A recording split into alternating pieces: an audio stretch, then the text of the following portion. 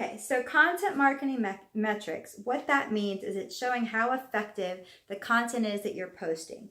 So content marketing has a lot of metrics that are involved in it. I'm going to try to break it down and make it easy for you. But this is a great way to see what you're doing, if it's working, and how to change it. So again, I'm a biologist. I love to analyze things. So this is where I get kind of nerdy.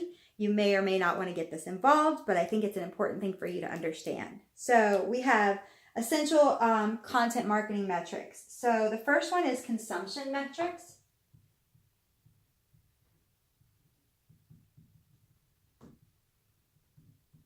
I'll write that down for you. So that's number one. So consumption metrics is going to be page views.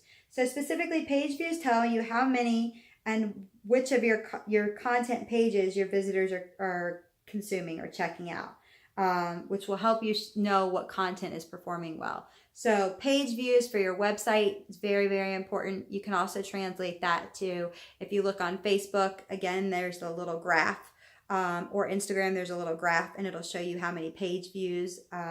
That's really important. Unique visitors, that's going to be more for your website, and that shows where your clients are coming from. You should have something that shows when they type in the website directly, when they're sent from social media, so you can see that. You can also check the average time on a page and see how long and which pages they're kind of hovering over to know what content they're interested in most. The next thing is, again, we talked about a CRM, a relationship manager, a content relationship manager. So what that does, like again with MailChimp or Constant Contact, is it will show you how many people actually opened and clicked on your email. So like, for instance, if I send out an email that has a promotion for hashtag Social Jump 2018, it'll show me how many people, 35% of them opened it up and 25% of them clicked on it. You want to have those numbers as high as possible. Obviously, if they're not clicking on it, then that means you want to change your content up. And I will tell you, content is king. So photos and videos will always get people's attention more than just plain text. So try to have very rich photos, try to have videos in there if you can. That's why I like MailChimp best, because it really creates templates for you, and then you can just plug and chug and put the pieces in there that you want to create a really nice, unique newsletter. Same thing, email clicks. This tells you the links, how many times they clicked out of the link. And then you want to talk about downloads and form completion. So anytime on your website, if you ask someone to complete a form, if you want them to download something, that's a great way to also grab their email, is to say, you know, for me, it could be download this free brand identity assessment, and all you have to do is ask for their name and their email, and then they'll get the brand identity assessment for free, and I'm getting their email to follow up with. So the second metric is retention metrics.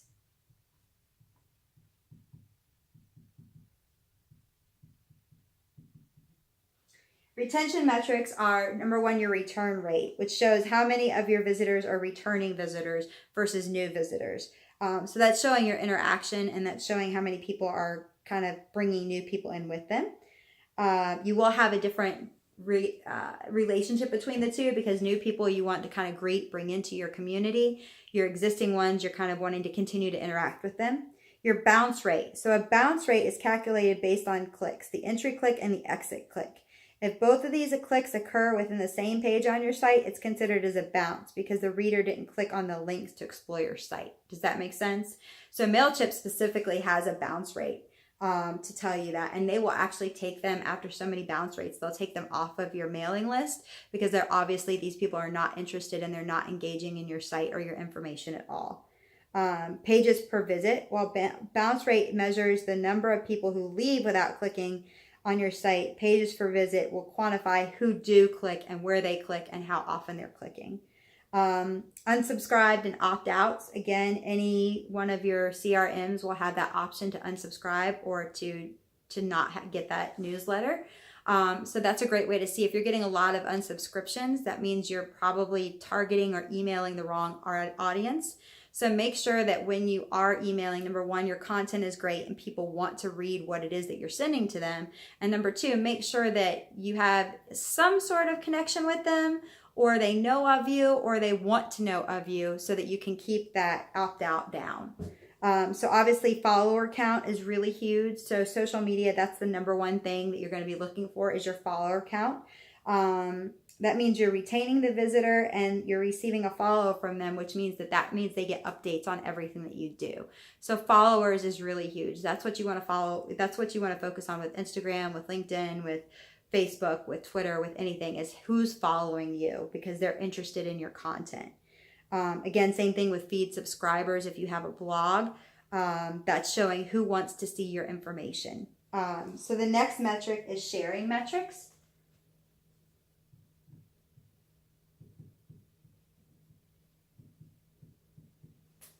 So sharing metrics are social media shares. What type of content motivated your visitors to actually want to tell other people about this? That's like your biggest compliment. When you can get someone to share what you put up, you know that content is gold. So you want to definitely get involved in that. The next one is likes. You know, the good old fashioned like. So whether it's on Facebook or Instagram or even on LinkedIn, they have the like option. You can measure likes or favorites as a way of gauging how much content was liked and how well that content was received. So again, between followers and likes and shares, those are probably your top 3 metrics that you want to be looking for and to measure your content for how you're going to frame your future content.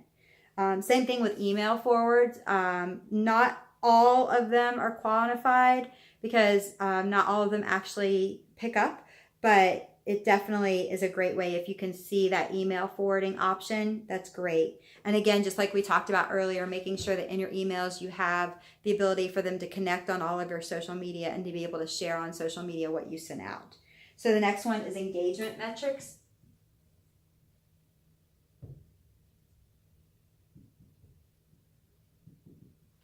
So with engagement metrics, those are comments.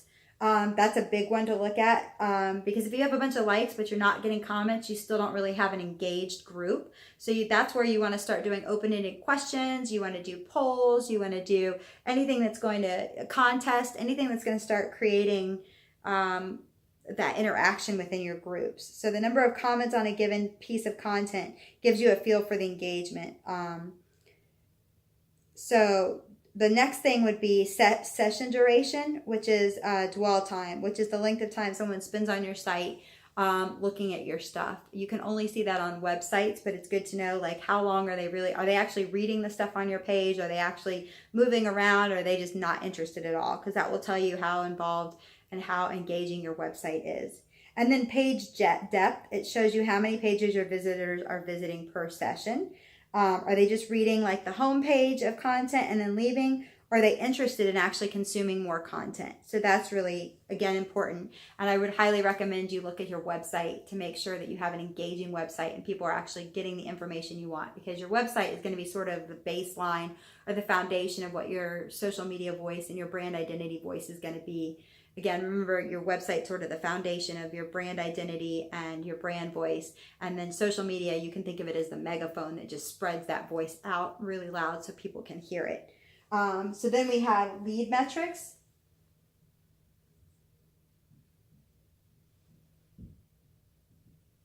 So lead metrics are new leads generated. That's the number of leads generated using like your marketing. That would be like your CRM to see how many people are actually going to your site, actually checking out your product, interacting with you.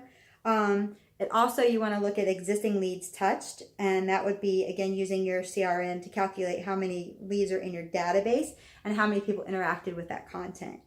And then you have what's called a funnel conversion rate. So everything we're doing is we're creating a funnel. We're creating ways for people to come to you and to be the people that you want and the people that want to buy from you. Like we said, we're creating that barrel of fish. So that's what a funnel is. And then which pieces of contact help convert leads to go into that funnel. So that means who actually from your content decided to go to your website and then contact you or purchase a product or set up a consultation with you. That's a huge one to follow. You always want to look at your conversion rates from any kind of marketing perspective. If you do a class, how many people converted from that class into buying your product? If you did a workshop, how many people, again, you're always looking for who converted into becoming a client. That's called your ROI, return of investment, because whatever you spent to create that class, that workshop, that social media promotion, like if you gave away a $10 Starbucks card, how many people actually came out of it, became clients. So that's your number one metric you always want to follow. The next one is sales metrics.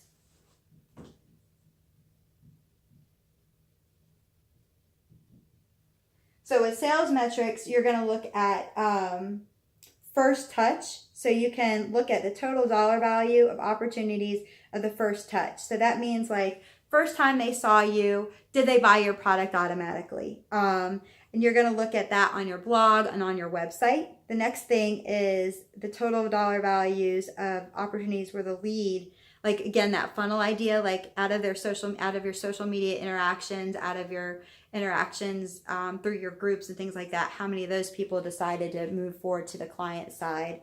And then revenue influence. Look at the dollar value of revenue closed when the contact associated with the deal consumed one or more pieces of your content prior to converting. So how much money did it take for them to actually become a client? So this would look at if you're doing Facebook ads, again, if you're doing contests where you're giving away a product or anything like that, how much money did it take to convert those clients? For me, I try to keep my budget as low as possible and try to provide quality content so that way people understand, number one, that I'm an expert and I'm really good, and number two, I am showing that I'm different than my competition, because a lot of my competition, they might do giveaways and promotions. A lot of them do like the quick sign up for a free download. But for me, I would prefer to teach, because at the end of the day, like I said, my passion is seeing you guys be able to flourish and do your very, very best. That's where I get my happiness from. So for me, I like to do teaching and giving away teaching classes or do workshops versus doing maybe contests or promotions, things like that.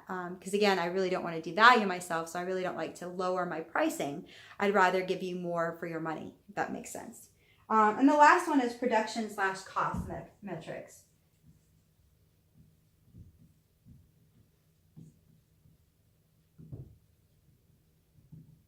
Okay, so that is, we're looking at our time, we're looking at our energy. So time to publish.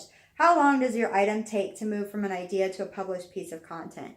I will tell you, one of the best things you need to do if you're going to handle your social media on your own is create a social media calendar. So I don't believe in scheduling posts, because when you do a scheduled post, you actually can lose a lot of that interaction, and a lot of times the hashtags don't come over the way that you want them to. So I don't believe in scheduling posts themselves, but I do believe in having a content calendar, so you kind of know what you're going to post that day, because that'll take down a lot of the time of, what's today? What do I post? Where do I find the picture? What do I do? That will take a lot of time. So number one, create a social calendar for every month, so you kind of know ahead of time what you're going to post. But you want to look at your time to publish. You want to look at your content throughput, which is the volume of content your team are producing over a given time, like a month. So like, how much content are you producing on your own? Not pulling links from somewhere else. Like this would be videos that you create. This would be slideshows you create. This would be pictures that you took. Look at the timing on that. Same thing with content backlog. Content backlog gives you a sense of how quickly your readers are consuming your content. So compute the average number of days between posts divided by the average number of days since the last visit. So again, you want to see, are your users super engaged, and as soon as you post something, they want to get on there and find out exactly what it is? Or are your users kind of coming in and out of the group, seeing what's new, and then kind of lurking and then coming back a little bit? Again, production cost per post or piece. So you want to calculate the cost per piece based on staff time or freelance invoices. A lot of people will outsource their content media management and actually have content writers or ghost writers write a lot of their content, which I think is a great idea, because these people will actually spend the time researching to do that. I do have great resources for that if that's something that you're interested in as well. So you want to look at distribution cost per post. Again, that would be ads and things that you're doing to actually get that post out there. And then I think those are the biggest metrics you want to look at. But again, focus the most on who likes it, who's sharing it, who's forwarding it, and how many people are interacting. Are they commenting, or are they just liking the post? Sorry about that, I lost my cap. Are they commenting, or are they just liking the post? So guys, we are almost there. We finished content management metrics. I know that was a boring one, but it's really important to know your numbers. It's really important to know your return of investment. And it's really important to know how much time you're putting into this, because everything, especially with business and with entrepreneurs, every piece of time you're putting into one thing means you're taking time away from something else. So that's where you want to know, is it worth it for me to be doing this, or is it more valuable for me to have someone else do this so that I can focus on other things? And that's one of the things that entrepreneurs really need to work with, is their time management. So let me get rid of this, and then we are going to start my favorite, the great hashtag debate. The reason there's a hashtag debate is some people say the more hashtags the better. Some people say you don't want to use them. We have talked about it a little bit, but I really want to get into some statistics about hashtags really quickly for you, and kind of also talk about some of the hashtags that are going to be the best hashtags for you to use. So let me pull that up for you real quick. Da, da, da, da, da, da, da.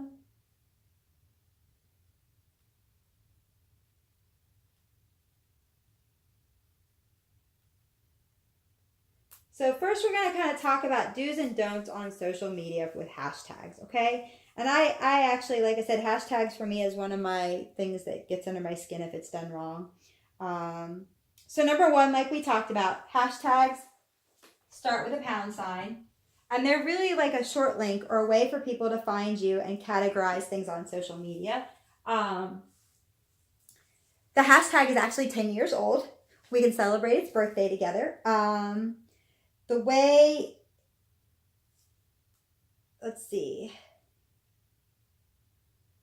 Really, like we talked about, the hashtag is a way to find yourself on social media, and it's also a way to do search engine optimization so other people can find you. Like I said, it's sort of a beacon of light. So imagine you're in a whole field of black sea, and then you see one light, and someone's going to gravitate to that light. That's what a hashtag is. So here are your hashtag rules. Number one, there are no spaces between your hashtag. So whatever your hashtag is, you're just going to write right after it. If you do a space after it, it will not pick it up. So that's rule number one. Rule number two is no punctuation. It won't pick it up if you do any kind of punctuation. If you do a exclamation point afterward, it's not going to pick it up. You can use numbers, so you can say like day 3, hashtag day 3, captain's log day 3, whatever you want to do. So you can use numbers. Capitals don't matter. In all reality, I do all lowercase, so it just looks clean and simple, because doing it uppercase or lowercase is not going to change how it's found in search engine optimization. Keep it short. I cannot stand when there's a sentence of like, hashtag I ate my eggs for breakfast today, yay me.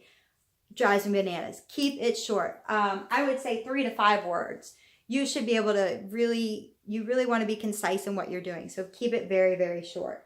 Look at hashtag trends. There is a place in Twitter where it says trends, and it'll give you the most popular hashtags for things you're most interested in. That's a great way to also search for followers and follow them. And it also helps your tweets be seen. So don't go overboard. This is my big thing. Some people will hashtag 30 or 40 things, and there are social media strategists that believe in doing that.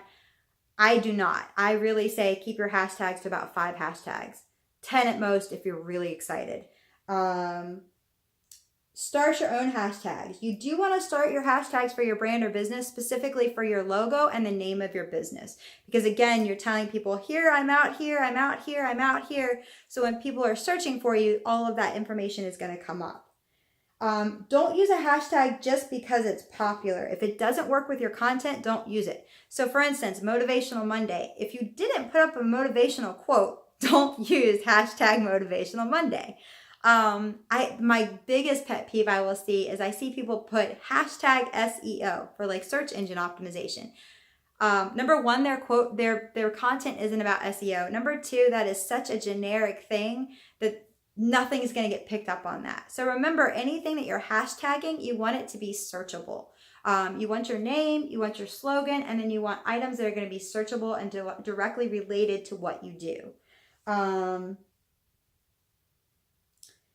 Let's see. So with Facebook, so let's talk about different ways you can use hashtags on platforms. With Facebook, they say not to use hashtags on every post. I will hashtag every post with my name of my company and my slogan, because again, when you search me, those information and those pieces will come up.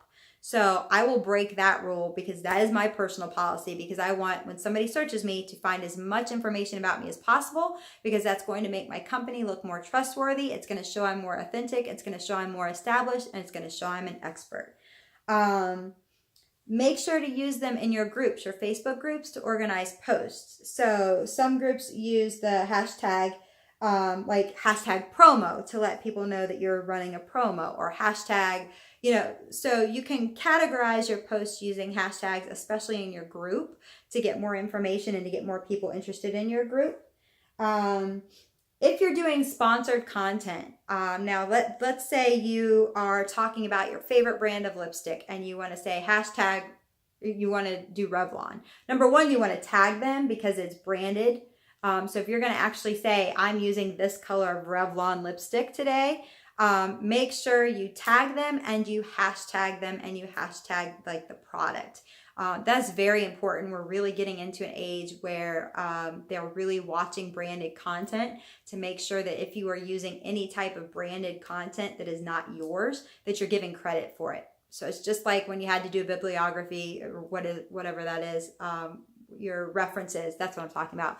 When you did a big article or something for class and you had to write where you got all your sources from.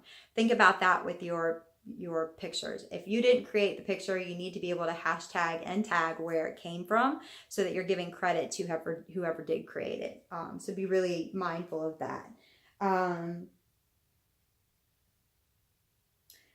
This is why I go back to using my brand and my slogan, because most people's Facebook accounts are private. The only hashtags that are searchable on Facebook are for businesses and for brands. So you want to make sure your business name is getting out there so people can find you. So Instagram. Use hashtags that are equivalent to your number of followers. So if you have a small follower count, smaller hashtags to get noticed quickly. They say you can use up to 30 per post, which I have heard. Again, I believe in it being a clean post. So I would say 5 to 10 at most on Instagram. You can go up to 30 if you are super excited, but I really personally like to see a clean post. I think it looks more professional. So I say 5 to 10. Adding hashtags can help you be found by other users in search. We've talked about that. So definitely use them very strategically. Some people put their hashtags in a group in the first comment instead of the description.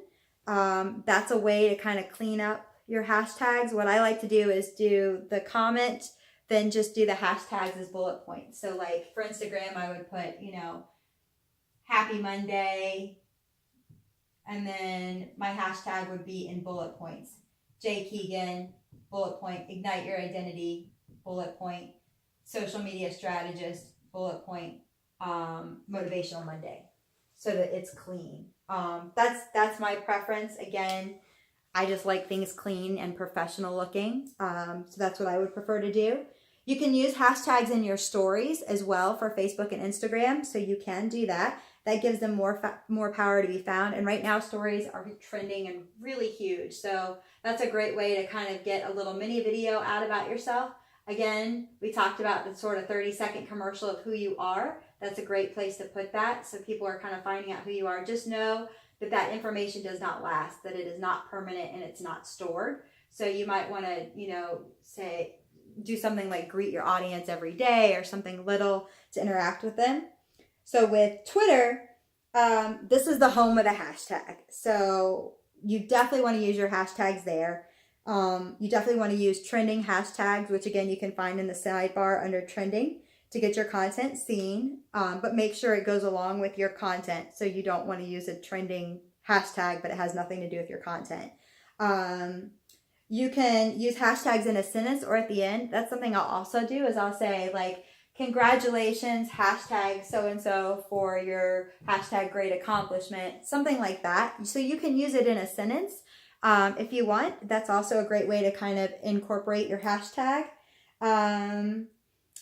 Twitter suggests you can use as many hashtags as you want, but Twitter suggests only using 2 per tweet. So again, every time I would tweet, I always put my name, my business name,